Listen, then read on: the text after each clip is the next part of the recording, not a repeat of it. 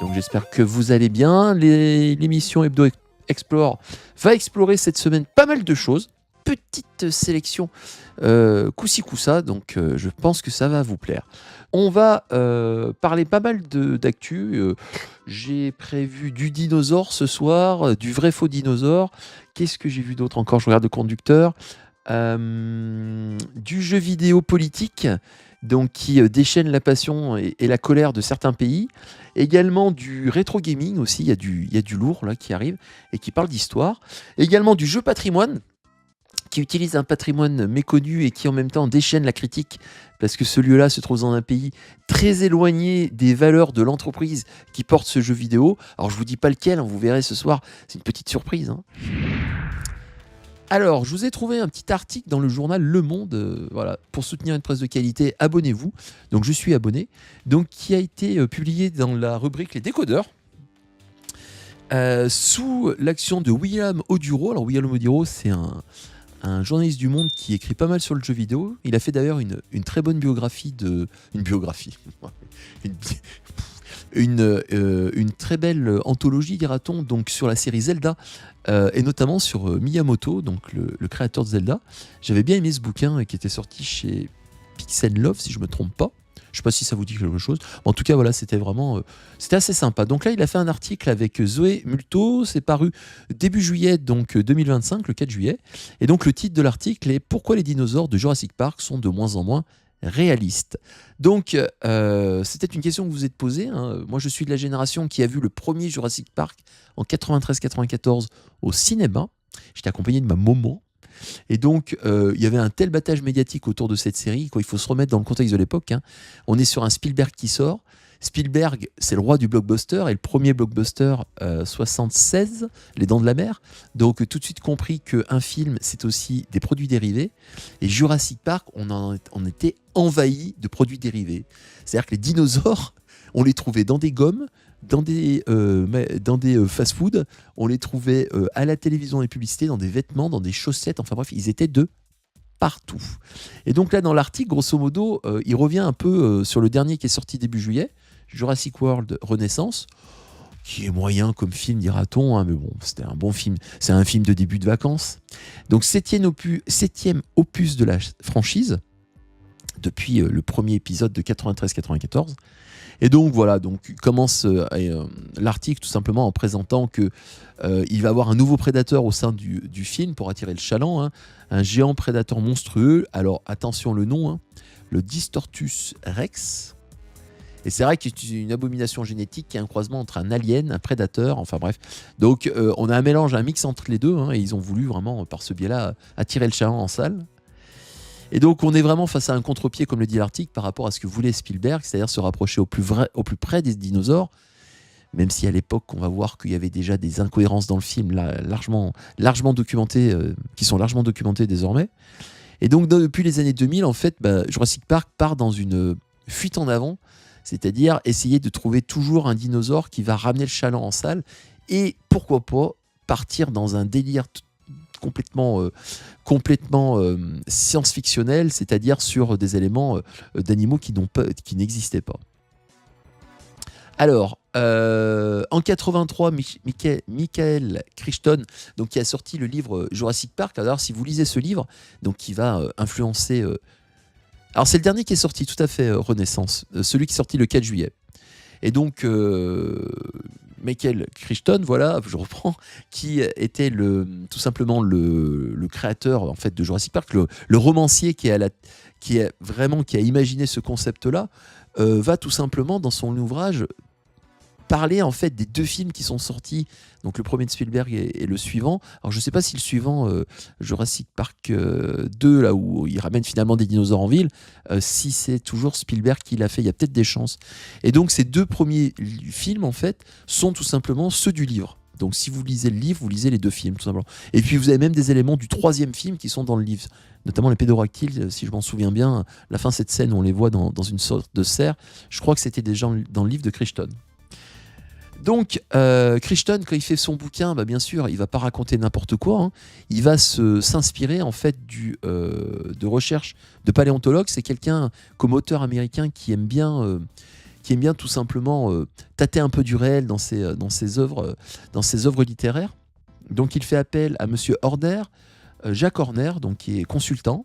Et donc, c'est celui qui va défendre notamment l'idée révolutionnaire que les dinosaures sont des animaux à sang chaud, intelligents et agiles. Et donc, Spielberg, dans le cadre de son film, va se réinspirer de ces idées-là, notamment avec les fameux vélociraptors. Donc, Jurassic Park intègre cette vision. Les dinosaures ont des sens aiguisés. On les voit qui chassent, on les voit qui sont loin d'être pathos, en l'occurrence. Donc voilà, stratégie de chasse des vélociraptors, agilité du T-Rex aussi, qui court, etc. Et donc, on est vraiment sur une autre vision du dinosaure qui s'éloigne un peu de la langue fourchue du lézard, comme le dit dans l'article. Donc c'est vrai que Jurassic Park, quand c'est sorti, il a été, on n'était pas à l'ère des réseaux sociaux, donc il n'y avait pas autant de personnes qui pouvaient analyser les supports et tout de suite donner leur analyse directement en live. Mais cependant, vous n'avez pas forcément des paléontologues ou des paléoartistes qui étaient vraiment critiques du film en particulier. Alors, Jared Vory, chercheur à l'université de Calgary au Canada, spécialiste de la famille des tyrannosaures, reconnaît que Jurassic Park a fait un super boulot pour changer la vision populaire d'animaux lents, lourdeaux et idiots des fameux dinosaures. Alors, cependant, un des premiers éléments, et c'est vrai que moi je n'avais pas percuté, en fait le film s'appelle Jurassic Park, mais il parle d'animaux qui ont vécu au Crétacé, donc entre 143 et 66 millions d'années. Donc on n'est pas du tout dans la période, on est vraiment dans un anachronisme de période déjà, non ? Alors Jurassic Park, c'est vrai que c'est plus vendeur que Crétacé Park, soit dit en passant. Alors, les quelques libertés, le régissement du T-Rex, qui a été fait en se basant sur un mélange de plusieurs cris d'animaux et notamment de fauves. On n'avait pas d'enregistrement à l'époque de cris de tyrannosaures, soit dit en passant. Donc il a bien fallu que Spielberg se débrouille comme il a pu. Intéressé par ce genre de thématique, mais aussi l'histoire, le jeu vidéo, la géographie ou l'actualité, n'hésite pas à t'abonner à cette chaîne pour soutenir la cause. On pense qu'il émettait plutôt des infrasons comme les crocodiles, d'accord. Alors le vélociraptor, c'est peut-être la plus grosse erreur du film.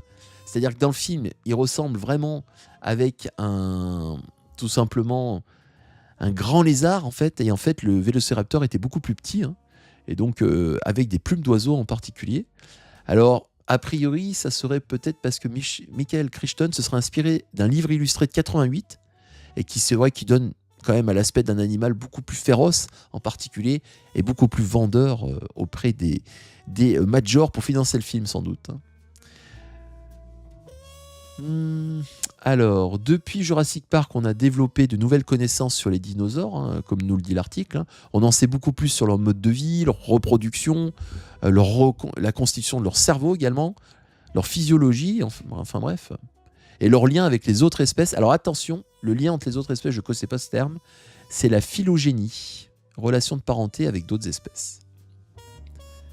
Alors d'autres erreurs, par exemple, le T-Rex avait une très bonne vue, contrairement au film, on le voit agiter un feu de détresse pour l'attirer, vous savez, dans ce passage là où vous avez, comment il s'appelle, l'archéologue ou le paléontologue, j'ai oublié, Grant, qui essaye de sauver les enfants face au T-Rex qui les a repérés dans une voiture.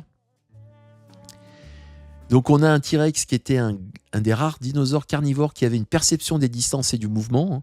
Donc dans le film, quand on le voit qu'en fait il suit un élément visuel de loin sans trop le voir, et si on bouge pas, il vous mange pas. Donc ça, c'était complètement, ça a été désormais prouvé que c'était faux. Voilà, tout simplement. Cependant, est-ce qu'un tyrannosaure aurait mangé des humains ? Vu la taille de la bête, l'humain pour lui représente un minuscule casse-croûte, et donc il aurait peut-être tenté de manger autre chose. Alors, personnellement, j'aurais pas testé, soit dit en passant. Donc la plus grosse découverte, voilà, c'est tout simplement que les dinosaures avaient des plumes, et ça c'est une découverte donc de 96. Alors c'est dans le nord-est de la Chine. L'animal que vous voyez à l'écran, pour ceux qui ont la version vidéo disponible sur la chaîne YouTube Histoire Explore, là on a un Sinosauropteryx, autant pour moi, à mes souhaits.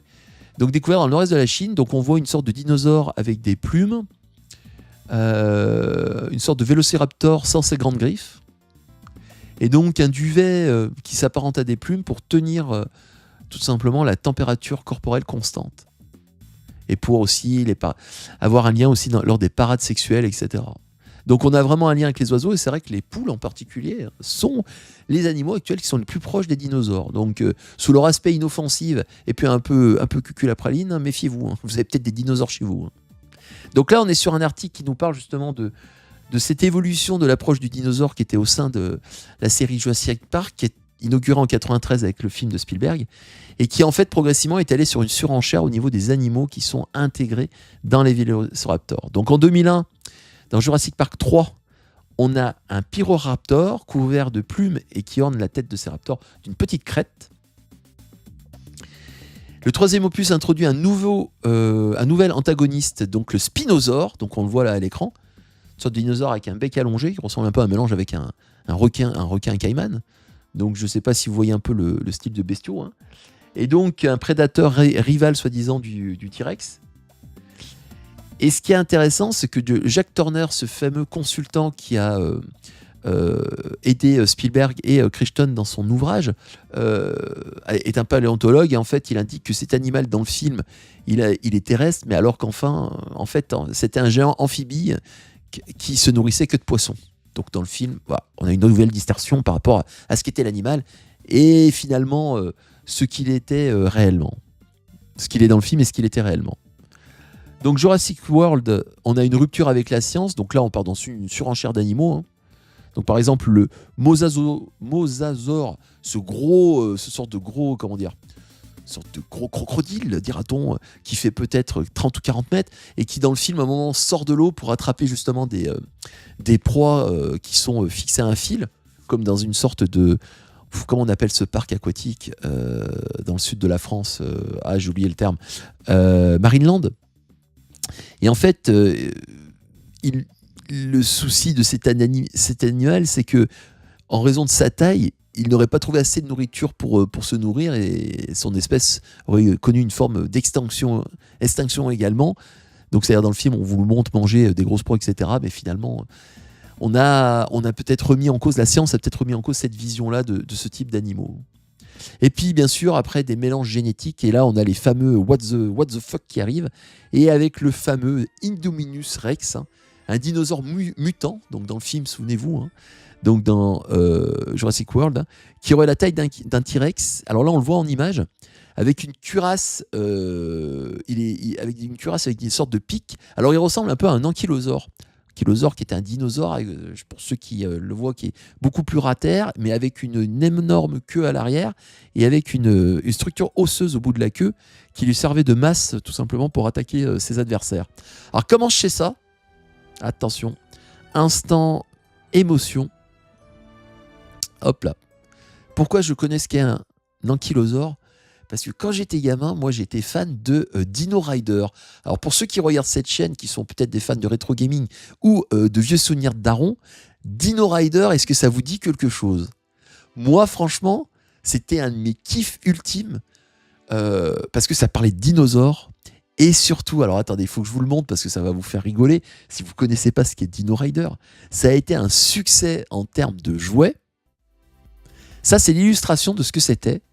Et oui, ils pouvaient tirer des rayons laser. Ils avaient c'était des machines de guerre, donc qui étaient sous contrôle en fait de deux espèces qui utilisaient ces dinosaures pour se faire la guerre. Et ça, c'était énorme en termes de jouets. Alors là, ceux qui suivent l'émission Hebdo Explore en vidéo, vous pouvez le voir sur l'illustration. Donc imaginez, ce sont donc les dinosaures tels qu'on les imaginait à l'aune des années 90, avant Jurassic Park, donc des gros dinosaures, des gros lézards, etc. Et vous aviez donc notre T-Rex, et ben il avait un casque métallique avec deux lasers sur le côté.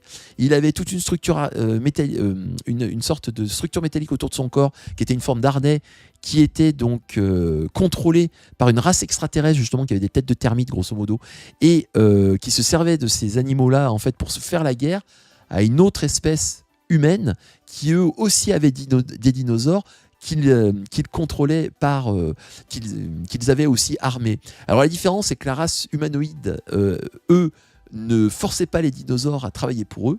Par contre, l'autre race extraterrestre, alors comment elle s'appelait cette race extraterrestre, qui était donc les méchants de l'histoire, les Rulones.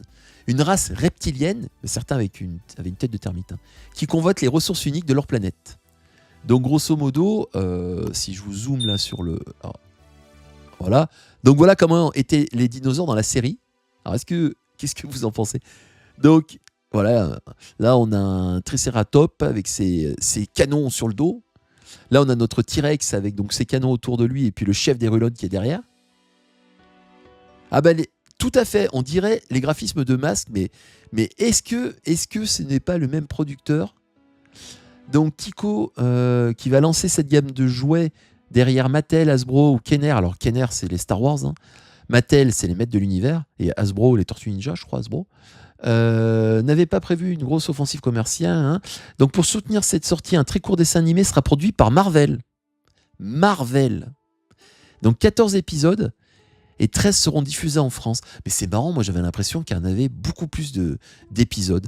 Donc Dino Rider, voilà, c'était vraiment une gamme fou. Alors regardez les jouets pour vous envoyer du rêve. Voilà, les jouets. Oh là là, le Triceratops. Oh là là là là, je suis fou là. Je veux tous les acheter là. Oh là là, les boîtes de jouets. Mais c'était un rêve. Et ce qui était fort, vous voyez ces boîtes de jouets qui sont à l'écran. Donc on a une boîte avec une illustration dessinée, mais qui est vraiment magnifique. On voit donc le dinosaure avec son armement et sans son armement. Donc selon s'il est gentil ou méchant, bah voilà, il n'a pas le même aspect. Et ces boîtes-là, donc on a une boîte rectangulaire. Vous avez donc une partie de la boîte, vous avez cette illustration. En bas à droite, vous avez une autre partie triangulaire qui est une autre illustration qui est plutôt la photo du jouet. Et quand vous souleviez le capot de la boîte principale, c'est-à-dire là où il y a l'illustration avec le dinosaure, vous aviez le jouet, vous voyez le jouet si je me souviens bien. Mais ça, commercialement, mais qu'est-ce que c'était une bonne idée.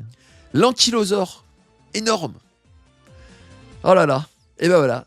Alors, son équipement militaire n'était pas forcément des plus... il avait une sorte de grosse arbalète sur le dos. Vous aviez son personnage qui le dirigeait, donc un Rulon qui avait une tête de termite. C'était pas un reptilien, hein.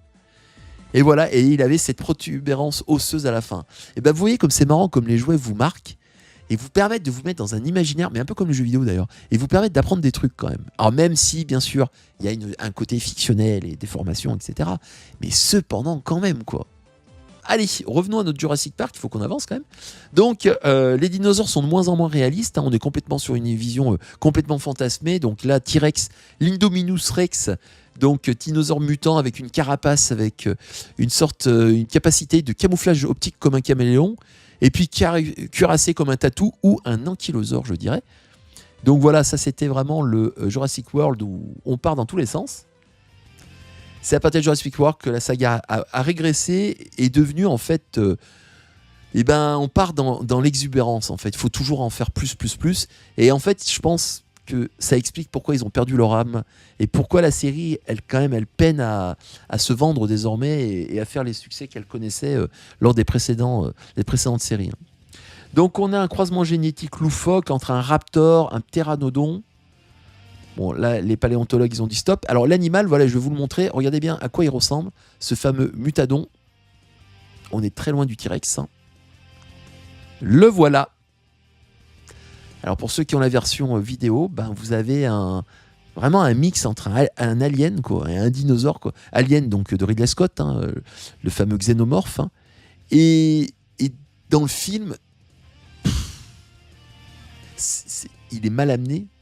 Et puis, oui, c'est pas beau, mais bon. Allez, maintenant, on va voir ce fameux jeu vidéo. Je vous ai trouvé une petite vidéo d'un futur jeu vidéo, Jurassic Park. Donc, on a vraiment Donc là, vous avez le staff qui explique leur démarche créative. Je la mettrai en lien sous la vidéo, donc n'hésitez pas à la consulter si ça vous intéresse. Donc, c'est joli, hein. Donc là, on est vraiment face à une réutilisation en fait des assets du film et ils ont eu accès justement aux assets du film pour préparer ce jeu. Donc c'est pour ça que ça va ramener enfin peut-être à l'origine, au Jurassic Park original et originel.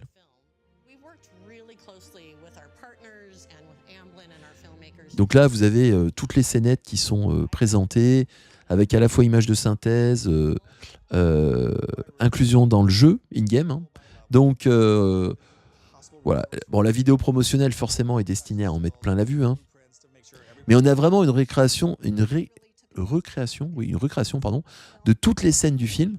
Et ils ont pu bénéficier en fait des éléments du film. Ils sont allés visiter les studios, les lieux de décor. Donc ils ont fait beaucoup de captures, notamment. Donc là on voit les œufs qui éclosent. On voyait à un moment les fameuses jumelles là, qui permettent de voir dans la nuit. Et donc ils ont eu accès à tout ce matériel. Et franchement, je sais pas vous, mais moi ça me donne bien envie. Hein. Alors c'est Saber Interactive qui va faire le jeu. Alors Saber Interactive, on peut leur faire confiance pour deux choses.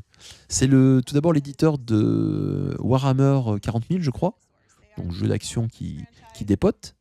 Et puis c'est aussi surtout le studio qui a permis de mettre Witcher 3 dans une cartouche de Switch, qui a fait un portage. Alors certains vont hurler que c'est mauvais.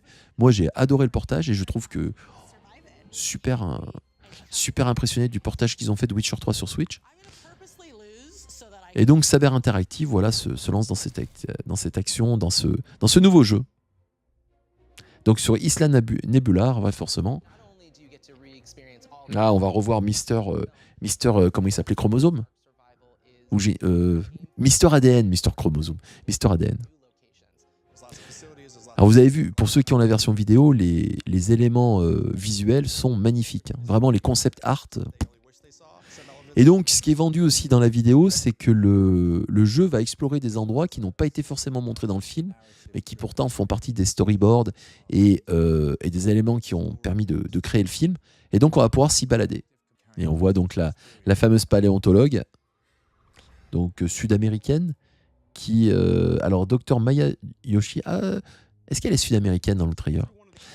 Par contre, elle est interprétée par une actrice qui est indo-britannique, si je ne me trompe pas. Donc, qui s'appelle Payal Mistry, qui sera le docteur Maya, qui est donc bien un docteur paléontologue sud-américaine. Ça vous attire en tout cas ce type de jeu ? C'est vrai que s'il pouvait nous faire un peu à quelque chose un peu à la Assassin's Creed, franchement, mais qu'est-ce que ça serait bon ? Jeu politique notamment qui ne plaît pas au gouvernement chinois, Reverse Front. Donc ça, c'est une news du 17 juin 2025. Elle m'était complètement passée à côté. Je me demande comment j'ai pu passer à côté. On voit que le jeu vidéo peut servir aussi à faire de la géopolitique. On connaît les jeux vidéo chinois qui commencent à inonder le marché mondial, et en bien comme en mal, avec à la fois des jeux qui présentent la culture chinoise et notamment l'aspect de la mythologie chinoise. Donc on peut parler à Wulong, on peut parler... Wulong, c'est celui qui me vient le plus à l'esprit, et qui donc a une forme d'influence, et on voit une influence culturelle. Et notamment ce fameux jeu, Reverse Front, donc, qui a été fait par un studio taïwanais, où le but est de renverser le régime chinois. Comprenez, du continental, pas celui de l'île, voilà. Parce que les deux sont chinois, que ce soit Taïwan ou que ça soit la Chine continentale. Et donc forcément, ça n'a pas du tout plu, mais alors vraiment pas du tout plu. Mais quand on dit pas du tout plu, vraiment pas du tout plu au gouvernement communiste chinois quand ils ont commencé à ouï-dire ce jeu développé par un studio taïwanais. Donc, les développeurs taïwanais invitent le joueur à s'allier au Tibet, à la Mongolie ou encore aux Ouïghours pour écraser le Parti communiste en Chine. Donc, autant vous dire, là, on est sur un sujet qui est bien caliente et qui ne va vraiment pas faire plaisir au gouvernement chinois. Et sa réaction est vraiment caractéristique. Les développeurs taïwanais, ils annoncent la couleur. Pour eux, c'est pas fortuite. C'est volontaire qu'ils ont fait cela. Que la ressemblance avec des groupes politiques ou des groupes ethniques sont intentionnelles. Donc forcément, ils envoient du lourd. Donc le jeu, il était sorti le 24 janvier 2024. Humour caustique, bien sûr, qui va pas faire plaisir à tout le monde. Et on a carrément un jeu qui réinvente les cartes géographiques du monde, avec cette volonté de provoquer, bien sûr, le gouvernement chinois, il va sans dire. Donc on a une carte qui réinvente les frontières d'Asie de l'Est. La Chine est éclatée en une multitude d'États, de peuples, Tibet, la Mongolie, la Mandchourie et les Ouïghours. Donc il convient de nouer des alliances entre divers protagonistes qui nourrissent des griefs contre Pékin pour écraser cette puissance coloniale qui fait preuve d'une cruauté sans précédent. Ça a provoqué la colère des autorités de Hong Kong, donc forcément qui sont liées, qui sont désormais totalement contrôlées par la Chine et par Pékin. Donc région administrative de la Chine, donc où Pékin a resserrer son étau autoritaire. Et le jeu est disponible sur l'App Store, donc vous pouvez le trouver sur votre iPhone, donc il est téléchargeable, vous pouvez le prendre sans aucun problème. Et dans un communiqué paru le 10 juin, donc 2025, le département de la sécurité nationale de Hong Kong accuse ce jeu de prôner une révolution armée, hein, et télécharger ce jeu, ils annoncent la couleur, hein, est une infraction grave. Hein. Alors, faites attention si vous le téléchargez, hein, votre téléphone, hein, si vous partez ensuite faire du tourisme en Chine. Voilà, quand on sait que dans certains pays comme les États-Unis, la police a le droit de regarder ce qu'il y a dans votre téléphone quand vous arrivez aux États-Unis, il ne faut pas qu'il y ait des photos compromettantes de South Park sur Donald Trump, hein, soit dit en passant.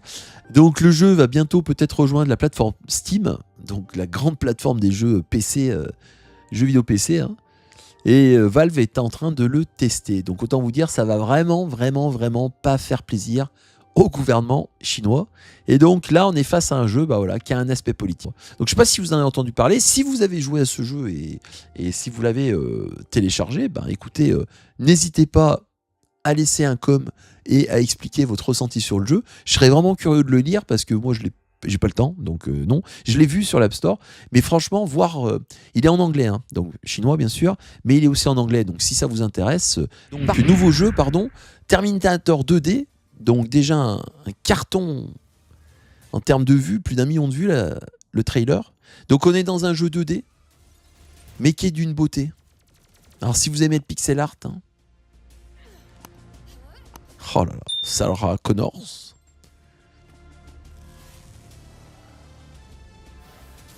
Oh là là, la scène du film. C'est toutes les scènes de Terminator 2. Grand film des années 90. Vu au cinéma pour ma part.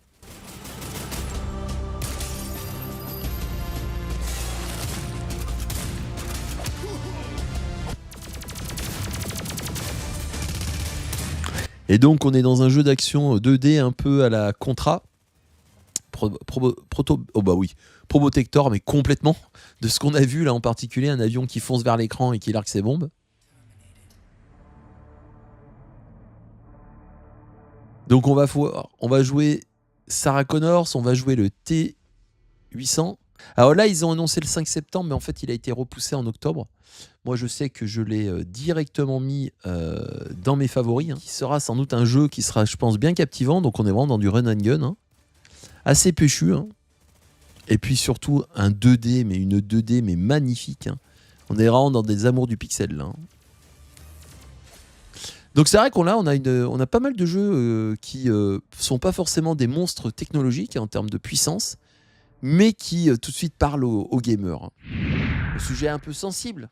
Allez, le sujet du soir, le sujet principal de cet hebdomadaire consacré à l'histoire du jeu vidéo et de l'histoire. Le jeu Assassin's Creed Mirage et son futur DLC, donc qui se passe en Arabie Saoudite. Donc Mirage, hein, on est au 9e siècle après Jésus-Christ, hein, c'est l'avant-dernier jeu de la franchise qui est sorti avant Shadows, qui se passe au Japon, époque féodale. Là, on revient au Moyen-Âge, on est dans la continuité donc, de Assassin's Creed Valhalla. Alors attention, vous êtes sur une chaîne qui aime particulièrement cette série, même si elle est critiquable à bien des égards. Mais cependant, voilà, on est sur une suite de ce Valhalla avec Basim, donc le personnage qu'on voit à l'écran ici, donc dont l'histoire nous narre, c'est tout simplement sa vie à Bagdad avant qu'il parte donc dans le nord viking en l'occurrence, et donc rencontre les différents protagonistes de Assassin's Creed Valhalla. Alors, ce DLC qu'a fait Ubisoft, parce que Ubisoft, il faut savoir que c'est une entreprise de jeux vidéo, mais il est également que ses supports, les jeux qu'ils sortent, en fait, ce sont des jeux qui sont autant de cartes postales touristiques pour les pays qu'ils visitent. Et donc, vous avez des partenariats qui se tissent, partenariats avec des offices du tourisme, par exemple, sur celui qui se passait au temps des Vikings et qui arrivait en Angleterre, vous aviez avec l'Office touristique d'Irlande, parce qu'à un moment dans le jeu, sur Valhalla, on visite certains sites emblématiques de l'Irlande. Vous avez donc vraiment des vrais partenariats qui sont tissés. Et là, dans le cadre de ce Assassin's Creed qui se passe en Arabie Saoudite actuelle, vous avez des financements qui ont été donnés à Ubisoft pour justement les encourager à créer une extension sur un site touristique saoudien. Donc c'est le journal Les Échos qui relève l'élément, donc en janvier de cette année, et qui affirme que le DLC avait bénéficié d'un financement du Fonds public d'investissement, le FPI, saoudien, donc qui est un fonds d'État qui permet de financer tout simplement différents projets et qui sont liés bien souvent aux jeux vidéo, soit dit en passant. Donc notamment, je ne sais pas si c'est pas ce fonds qui possède SNK, donc l'éditeur japonais, donc de Neo Geo. Alors il faudrait, je demande à vérifier. Si vous pouvez me contredire, n'hésitez pas à le faire dans les commentaires. Donc l'éditeur français a parlé de ce DLC où vous avez le héros de Mirage, donc on voit à l'écran Bassim, qui visiterait Al-Ula, donc un site archéologique qui se situe au nord-est de l'Arabie Saoudite, qui est à peu près à 400 km de Médine, au nord-ouest, donc un des plus grands sites archéologiques saoudiens. Donc dans une séance de questions-réponses, le fait que ça se passe donc en Arabie Saoudite, vous avez notamment une réunion d'Ubisoft qui a été particulièrement houleuse sur le fait que Ubisoft décide de faire ce DLC en Arabie Saoudite et financé en particulier par ce fameux fonds saoudien, fonds public d'investissement. Et donc tout simplement parce que certains employés d'Ubisoft indiquaient que l'Arabie Saoudite était quand même pas un pays d'une grande tolérance et que et une grande démocratie également, et donc forcément des employés d'Ubisoft se sont inquiétés de cet état de fait et ont tout simplement fait remonter lors d'une conférence, lors d'une réunion avec la direction, cet élément-là. Alors là, ce qui est curieux, c'est que la société a reconnu qu'ils peuvent travailler avec des pays dont ils ne partagent pas les valeurs. Bon voilà, business is business, hein. Et que c'était un élément qui participait peut-être à un plus vaste ensemble, et notamment le fait que le PDG d'Ubisoft, le fameux Guillemot, était présent, notamment Yves Guillemot, en Arabie Saoudite lors d'une visite d'État avec Emmanuel Macron, que ça participait aussi au rayonnement de la France, à la politique culturelle de la France, au soft power à la française. Les Saoudiens, l'Arabie Saoudite et la France ont pas mal de liens. C'était mettre en valeur un patrimoine méconnu, notamment important pour l'humanité, étant donné qu'il est soutenu par l'UNESCO, donc ce site emblématique de Al-Ula. La direction d'Ubisoft également a indiqué que ce fonds qui permet de financer ce type de projet, donc le PIF, comme il s'appelle, c'est pas une blague, il s'appelle le PIF, hein, donc le Fonds public d'investissement, en français, en anglais, le PIF, PIF Gadget. Et du coup, c'était pas lié au prince saoudien, c'était un fonds public. Alors, bon, la famille royale en Arabie Saoudite, quand même, a main mise sur l'État. Hein. Donc voilà, l'argent qui est investi est quand même de l'argent qui vient de quelque part. Bon. Et donc voilà, Ubisoft sort bien sûr les violons en indiquant qu'on est sur un site patrimoine mondial de l'humanité, que c'est un site peu connu, il va permettre à des joueurs de le découvrir, que ce sera gratuit et offert avec Mirage, donc vous allez pouvoir le télécharger si vous avez acheté le jeu Mirage. Et donc voilà, on est dans la storytelling à la Ubisoft, hein, une belle histoire qu'on va vous raconter, etc. On met de côté les questions qui fâchent, et notamment politiques. Hein, voilà, on ne critique pas. La main qui te nourrit également et qui te finance ton jeu, c'est un peu la conclusion de l'article. Alors, si ça vous intéresse, Al-Ula, donc ce site touristique, je vous ai trouvé quelques petites photos dans National Geographic, donc qui met en avant justement ce trésor archéologique méconnu de l'Arabie Saoudite. Donc on a voilà, des sites vraiment emblématiques, hein, de structures d'habitation construites dans de la roche, des rochers en plein milieu du désert, avec des habitations un peu troglodytes, donc à l'intérieur de la roche, qui ressemble beaucoup à Petra en Jordanie. Et c'est normal parce qu'il y a une filiation entre ces deux types de structures. Alors ceux qui n'ont pas Petra en Jordanie, si vous avez vu Indiana Jones et la dernière croisade, à la fin nous voyons justement la scène finale qui se passe justement dans une ville mystérieuse cachée, et ça se passe en Jordanie en fait, à Petra, où vous avez Indiana qui rentre dans un bâtiment à l'intérieur d'une montagne, et à l'extérieur tout est sculpté. Donc ça c'est sous l'époque romaine que ça a été fait, et à l'intérieur vous avez la suite du film qui se déroule, mais surtout l'aspect en fait de ces zones à l'extérieur creusées dans la roche comme ça, qui sont magnifiques. Alula, ancien oasis, hein, qui permettait aux pèlerins qui allaient à la Mecque de faire une halte, hein, mais qui a été quand même abandonné pendant des années. Et là, on est sur un site de 20 000 km² de désert, ce qui est énorme, hein, avec des nécropoles bâties par les civilisations nabatéennes. Donc les Nabatéens sont, comme je vous le disais, les fondateurs de Pétra en Jordanie, donc il y a un lien, une filiation entre les deux. Hein. Et donc c'est à peu près au milieu des années 2000 hein, que vous avez une prise de conscience. Et donc voilà, en 2017, dans le cadre du plan de développement de l'économie saoudienne, la commission royale pour Alula a été créée. Et donc vous avez un accord qui va être aussi fixé en partenariat avec les autorités françaises et les archéologues français. Donc on a un gros partenariat qui est signé, chapeauté par l'ONU. Hein. L'ONU et l'UNESCO, c'est quand même incroyable. Et donc Ubisoft va diffuser son DLC en diffusant bien sûr ce site archéologique hein, qui a été méconnu. Et pour la petite anecdote, moi ce site archéologique, je connais un ami qui dans les années 2000 travaillait en Arabie Saoudite et l'a traversé en 4x4, littéralement, parce que c'était pas du tout mis en valeur. C'était un peu laissé à l'abandon, hein. Même s'il y avait des fouilles archéologiques ou ci ou ça, mais c'était vraiment pas une priorité. Hein. Et lui, fin des années 90, début des années 2000, il l'a traversé en 4x4, hein, il a roulé dans le site archéologique. Hein. Donc voilà, il n'est pas historien, mon ami, ça je pense que vous vous en doutez. Hein. On est quand même... voilà, Christophe, hein, si tu vois cette vidéo au cas où, hein, je pense à toi, hein, je me souviens de ces discussions enflammées qu'on avait et que tu m'as affirmé faire ça et moi j'étais outré parce que je connaissais quand même un peu l'histoire de ce site. Hein. Et mis à part le fait que je disais mais c'est pas possible, mais pourquoi t'as fait ça? C'est comme si tu traversais, je sais pas, encore au Cambodge en 4x4 ou je sais pas moi, le Louvre, allez en gros 4x4, hein. C'est pas très judicieux quand même. Hein. Donc bon, voilà, on choisit pas ses amis. Hein. Donc sur cette belle phrase de conclusion, j'espère que l'hebdo vous a plu. N'hésitez pas à consulter les autres vidéos qui sont en rapport soit avec d'autres hebdos qui sont généralement des thématiques pas forcément tout le temps liées à l'actualité. Vous avez aussi des replays qui seront disponibles sur la chaîne, donc n'hésitez pas à les visiter. Et je vous invite tout de suite à regarder d'autres vidéos qui vont popper, qui vont vous amener sur d'autres thématiques, sûrement liées à vos goûts et à vos couleurs. En tout cas, je vous dis merci d'avoir assisté à cette vidéo et d'être resté jusqu'à la fin. Histoire Explore est ravi de vous accueillir et Histoire Explore va désormais partir de suite. Allez, ciao et merci, à bientôt.